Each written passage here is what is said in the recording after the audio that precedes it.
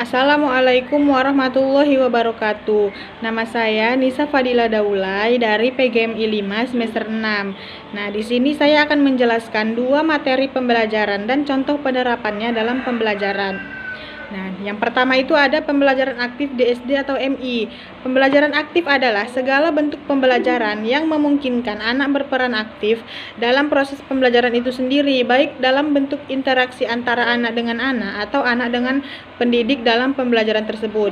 Tujuannya adalah untuk mengoptimalkan penggunaan semua potensi yang dimiliki oleh anak didik, sehingga semua anak bisa mencapai hasil belajar yang memuaskan sesuai dengan karakteristik yang dimiliki oleh mereka pribadi. Nah, agar pembelajaran tersebut aktif, bagaimana sih kita sebagai seorang guru menerapkannya dalam proses pembelajaran? Jadi, agar pembelajaran itu aktif, kita sebagai guru bisa menggunakan metode investigasi kelompok. Metode ini melibatkan siswa sejak perencanaan, baik dalam menentukan topik maupun cara untuk mempelajarinya. Agar pembelajaran lebih aktif, guru terlebih dahulu membentuk kelas menjadi beberapa kelompok kecil. Setelah itu, guru melakukan sintaks pembelajaran agar pembelajaran menjadi lebih efektif dan siswa menjadi aktif. Nah, yang pertama, siswa memilih terlebih dahulu topik yang telah digambarkan oleh guru sebelumnya. Yang kedua, siswa dan guru merencanakan berbagai prosedur belajar khusus. Nah, yang ketiga, para siswa di dalam kelompoknya masing-masing melaksanakan rencana yang telah dirumuskan. Yang keempat, para siswa menganalisis berbagai informasi yang diperoleh dan merencanakannya agar dapat diringkas menjadi satu penyajian yang menarik. Nah, yang kelima, setiap kelompok menyajikan satu presentasi yang menarik dari berbagai topik yang telah dipelajari sebelumnya.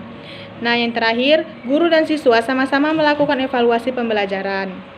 Nah, dalam metode ini, siswa akan aktif melakukan pembelajaran di dalam kelompoknya, dan pembelajaran aktif di dalam kelas akan terlihat apabila guru menggunakan metode investigasi ini. Jadi, dalam pembelajaran aktif di SD atau MI, guru bisa menggunakan metode investigasi kelompok agar siswa terlihat lebih aktif.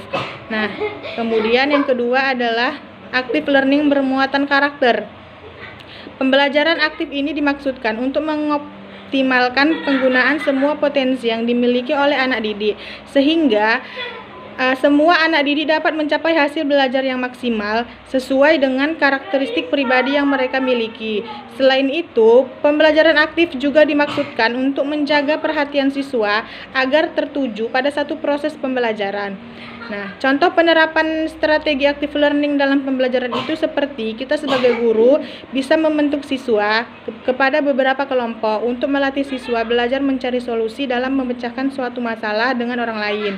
Dan kalau bisa, kita sebagai guru, kita bisa mencoba menggunakan model atau metode pembelajaran yang mampu menanamkan konsep pada peserta didik agar pembelajaran lebih terasa bermakna dan dapat diaplikasikan dalam kehidupan sehari-hari sehingga tidak terjadi kejenuhan saat belajar.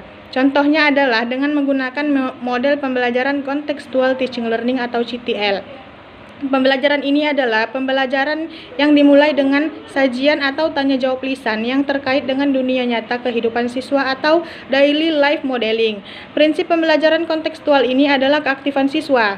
Siswa melakukan dan mengalami, tidak hanya menonton dan mencatat, serta pengembangan kemampuan sosialisasi. Contohnya seperti saat siswa disuruh untuk melakukan eksperimen pada bunga putri malu.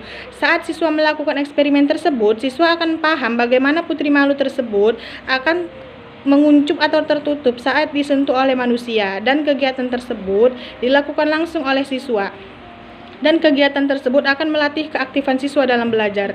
Nah, seperti inilah pengertian dan contoh penerapannya dalam pembelajaran aktif DSD atau MI dan active learning bermuatan karakter. Nah, sampai sinilah yang dapat saya sampaikan. Lebih dan kurang saya mohon maaf. Kepada Allah saya mohon ampun. Wassalamualaikum warahmatullahi wabarakatuh.